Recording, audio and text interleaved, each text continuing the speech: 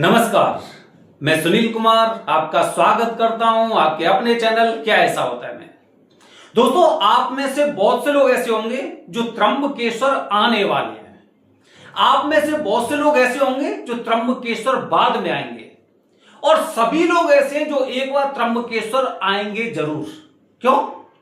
क्योंकि कुंडली का या इंसान के जीवन का जो सबसे बड़ा दोष होता है, या फिर जिसे पितृ ऋण मानते हैं, या फिर काफी लोग पितृ दोष मानते हैं, सबसे बड़ा दोष, उसके लिए मुक्ति का क्षेत्र यही है। यहां पर आना ही पड़ेगा। राहु केतु का अशुभ प्रभाव हो, उनकी महादशा हो, या फिर कुंडली में काल सर्प दोष हो, ये दो प्रकार के पूजन करने के लिए लोगों को त्र्यंबकेश्वर आना ही पड़ेगा। तभी तो कहते हैं भटकते रहिए कहीं, मुक्ति मिलेगी यहीं। यह मुक्ति का क्षेत्र है। लोग दर बदर जगह जगह कभी यहां पूजन कर रहे हैं, कभी वहां पूजन कर रहे हैं, कभी उधर जा रहे हैं, कभी उधर जा रहे हैं। तसल्ली मिल नहीं मिलती, शांति नहीं मिल रही। ऐसा लग ही नहीं रहा कि मतलब कुछ हमने पूजा करवाया था तो उसका कुछ फल प्राप्त हो रहा है, और अगर हो भी रहा है तो कुछ समय बाद फिर वही हालात पैदा हो जाते हैं। इसीलिए कहते हैं ना कि दर बदर भटकते रहिए, अंत में यहां पर मुक्ति का क्षेत्र में तो आना ही पड़ेगा, क्योंकि यही है मुक्ति का क्षेत्र। लेकिन दोस्तों, यदि हम वास्तविकता पर आए तो मुक्ति का रास्ता बड़ा कठिन है। हल्की सी चूक पर हम मार्ग से भ्रमित हो जाते हैं। मैं दोस्तों ये वीडियो क्यों बता रहा हूं? क्योंकि त्र्यंबकेश्वर जाने वाले जितने भी लोग हैं उनको ये जानकारी नहीं होगी जो मैं जानकारी वीडियो के माध्यम से बताने वाला हूं। दोस्तों, ये एक ऐसा क्षेत्र है कि यदि यहां पर आपने विधि विधान से कार्य किया है तो निश्चित रूप से पूजा का फल तो प्राप्त होता है। हमने देखा है, यहां पर जो विधि विधान से पूजन करके गए उनको पता है, सब लोग जानते हैं कि आखिरकार इस क्षेत्र में क्या है। एक चुंबक की तरह, जैसे कहते हैं ना, त्र्यंबक एक चुंबक की तरह, कि जो हमारे अंदर की सारे पापों को, सारे दोषों को खींच लेता है और यहीं पर समूल नष्ट कर देता है। क्योंकि जो यहां से विधि विधान से पूजन करके गए हैं वो आज भी याद करते हैं कि हमने यहां पर पूजन करवाया था। लेकिन हमें कुछ सावधानी रखनी चाहिए दोस्तों। यहां की सबसे बड़ी समस्या है यहां के कुछ पंडित जी, कुछ गुरु जी हैं यहां के। एक तो यहां पर बाहर के काफी लोग पंडित जी बसे हुए हैं, और एक यहां के जो यहीं के पंडित जी हैं। बहुत खेल है यहां पर दोस्तों। सबसे बड़ी समस्या तब होती है जब फोन पर बात करके हम जाते हैं कि हमें यह पूजन करना होता है, और हमें पूजा से संबंधित कोई जानकारी नहीं दी जाती है। यहां पर त्र्यंबकेश्वर में 100 में से 100 लोगों को फोन करिए, कोई नहीं बताएगा कि आप अकेले में पूजन करना चाहते हैं या फिर एक शादी सम्मेलन की तरह पूजन करना चाहते हैं। जो इंसान, सोचिए कि अगर किसी इंसान की शादी एक अकेले में हो रही हो और एक सम्मेलन में हो रही हो, कितना अंतर होता है। आसपास के लोग भी कहते हैं कि भाई इन्होंने सम्मेलन से शादी की है, या फिर किसी वेबसाइट के द्वारा इन्होंने शादी की है, कहते हैं ना। और एक वो शादी होती है जिसे ज्यादातर लोग खानदानी शादी मानते हैं। अब दोस्तों, सम्मेलन की तरह यदि हम पाठ पूजा कर रहे हैं तो सोचिए, मतलब वो पूजा क्या है। वो पूजा के बारे में आप सोचिए कि जिन परिस्थितियों से परेशान होकर आप यहां पर पूजन करना चाहते थे, लेकिन यहां के जो आपके पंडित जी हैं उन्होंने भी आपको जानकारी नहीं दी थी कि एक बहुत बड़े सम्मेलन में आपका पूजन होने वाला है। ये क्या है? अगर हम सोचेंगे दोस्तों तो ये पूजा नहीं, पूजा कम और बिजनेस ज्यादा है।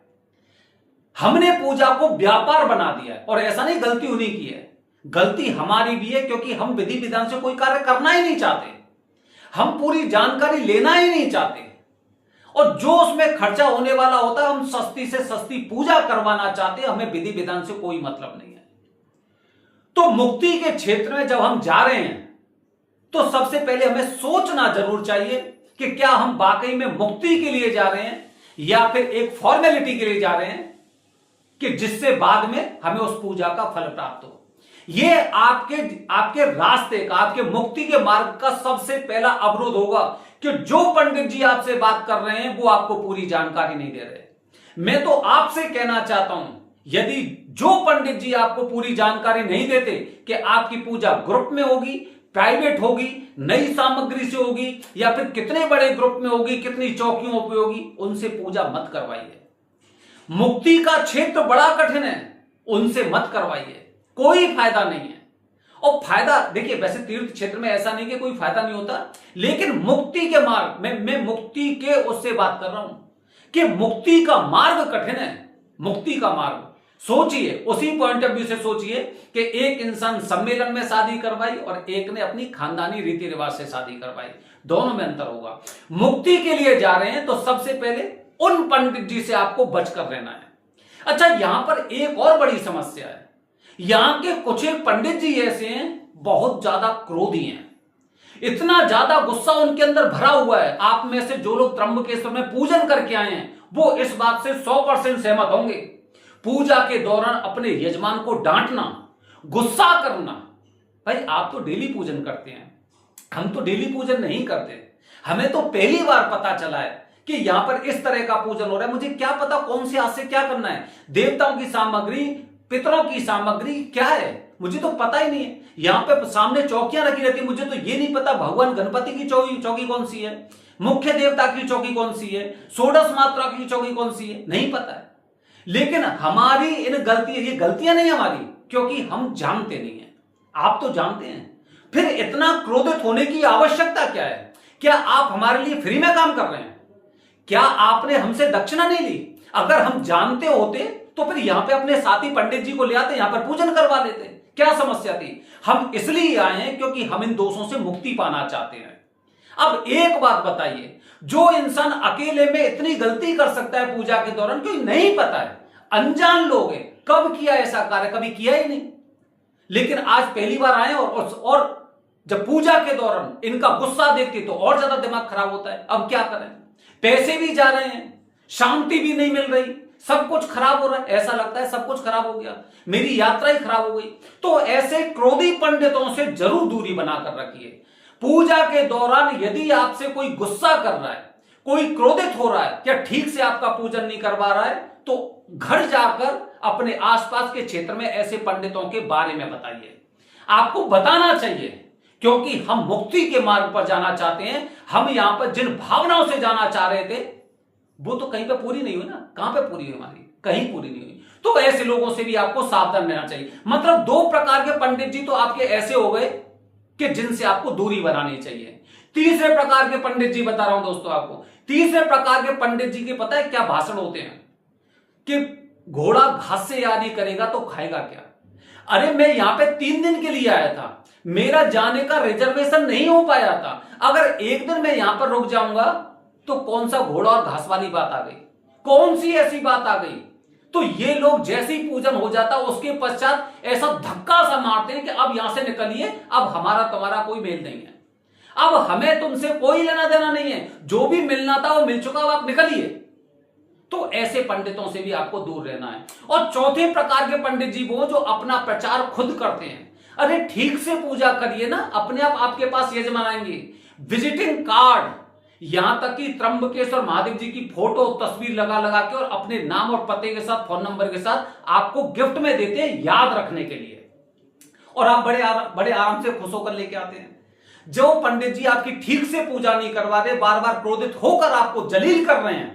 मैंने तो देखा है कि जब पिता पुत्र एक साथ पूजन करते हो, पिता के बारे में जब ऐसी बातें बोलती, सोचिए ये क्रोधी पंडित जी उनके पिताजी से, यजमान की पिताजी से इस तरह से बात कर रहे हैं, और बेचारा बेटा सुन रहा है कि देखो मेरे पिताजी से कैसे शब्द बोले जाते हैं। इनका आपको कुछ भी लेना ही नहीं चाहिए। इनका तो पर्दाफाश करना चाहिए आपको कि ऐसे पंडितों से हमेशा सावधानी रहें कि जिनमें जो इतना क्रोधी स्वभाव, क्यों, ये आपको समझना चाहिए। तो ऐसे 4-5 प्रकार के पंडितों से आपको दूर रहना चाहिए। और एक और 5वें प्रकार के पंडित जी ऐसे जो पूजा नहीं करते, व्यापार करते हैं।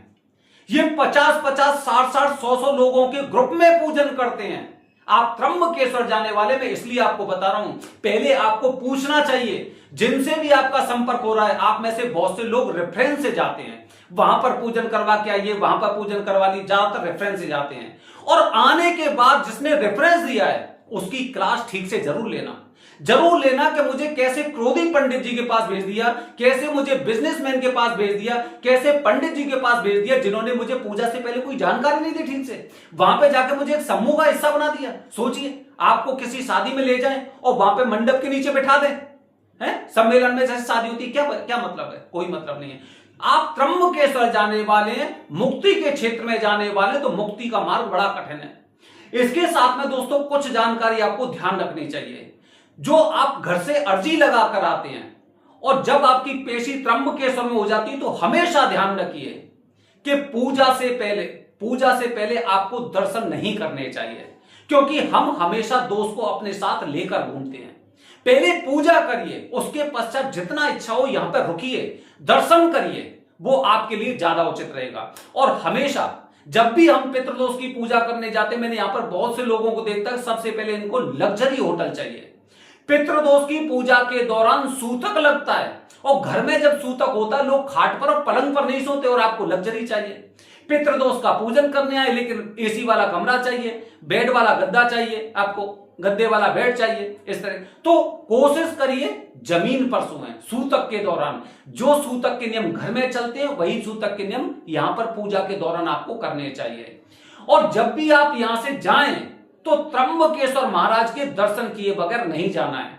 आज पूजा हुई है, दर्शन करिए, निकलिए। अगर 2 दिन बाद जा रहे हैं, तो उस दिन भी आपको यहां से दर्शन करके ही जाना चाहिए, बिना दर्शन के नहीं जाना चाहिए, भले ही आपकी ट्रेन सुबह 7 बजे हो। और ध्यान रखिए, पूजा से पहले आपको हमेशा कुशावर्त कुंड में स्नान करना जरूर चाहिए। कुशावर्त कुंड को तीर्थराज बोलते हैं। तीर्थराज का जल जब हमारे शरीर पर से जाता है, तो हमारा देह शुद्धिकरण वैसे ही हो जाता है। ठीक है, मतलब ये मानिए कि जिन योनियों में हम भ्रमण करके आए हैं, कहीं ना कहीं जो आत्मा हमारे अंदर है, यहां पर स्नान करने से वो आत्मा में जो गंदगी होती है वो खत्म हो जाती है। और जब भी ध्यान रखिए, हमेशा ध्यान रखिए, जब भी आप त्र्यंबकेश्वर से लौट रहे हैं, कोई भी ऐसा गलत काम मत करिए कि जिससे बाद में आपको पछताना पड़े, क्योंकि जाने अनजाने बहुत सी गलतियां कर देते हैं। हम जाते हैं, जाने के दौरान क्या होता, हमारा पैर गोबर में पड़ गया, हमने पैर धो लिया, लेकिन हमें पता ही नहीं है, अब धुलना भी जरूरी है। तो ऐसी चीजों से बच के चलना चाहिए। देखिए, मुक्ति का मार्ग हमेशा कठिन होता है।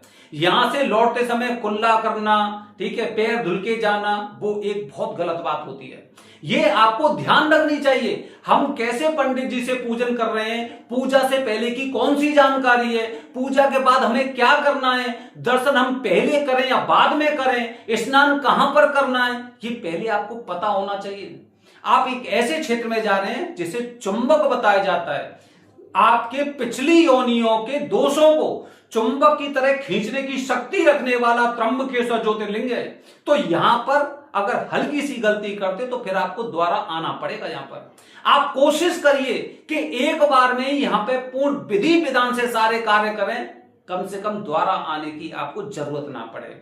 द्वारा यहां पर वही आते हैं जो जगह जगह भटक के आते हैं, या फिर यहीं से कुछ ना कुछ इस प्रकार की गलती करके जाते हैं। मैंने देखा है कि बस भर भर के आती हैं, लोगों को नासिक रोड रेलवे स्टेशन पे गाड़ी लेने के लिए भेज देते हैं और बहुत बड़े ग्रुप में बैठाकर पूजन करवा देते हैं। ऐसे लोगों से दूर रहिए। ध्यान रखिए, वरदानी पंडित जी के माध्यम से ही आपका पूजन होना चाहिए, वरदानी पंडित जी द्वारा ही पूजन होना चाहिए। और सबसे अंत में एक बात और बता रहा हूं, अगले वीडियो में बताऊंगा कि वरदानी पंडित जी कौन होते हैं। लेकिन ध्यान रखिए कि कुछ स्थिति और परिस्थिति के अनुसार हम समय समय पर कुछ पंडित जी को अपना जो ट्रस्ट है वरदानी पंडित जी का, उससे हम बाहर कर देते हैं, निष्कासित कर देते हैं। क्योंकि कुछ इनके बारे में कुछ नेगेटिविटी देखी हमने, कुछ नकारात्मक चीज देखी, या फिर कुछ और भी चीजें हो सकती जिसकी वजह से हमने अपने ट्रस्ट से इन्हें बाहर किया। तो पहले यदि आप पूजन करवा चुके हमारे माध्यम से और आपके पास किसी पंडित जी का नंबर है, तो आप अपनी रिस्क पर जा रहे हैं, हमारे उस पर नहीं। क्योंकि जब हमसे वो उनका संपर्क था, तो निश्चित रूप से सारी चीजें विधि विधान के अनुसार हो रही थी, और अब जब नहीं हो रही है, तभी हमने उनके खिलाफ कोई ऐसा एक्शन लिया है। बने रहिए हमारे चैनल के साथ दोस्तों। आने वाले वीडियो बताऊंगा कि लोग वरदानी पंडित जी को पसंद क्यों करते हैं, ये आपको समझना चाहिए। हर हर महादेव, हरिओम।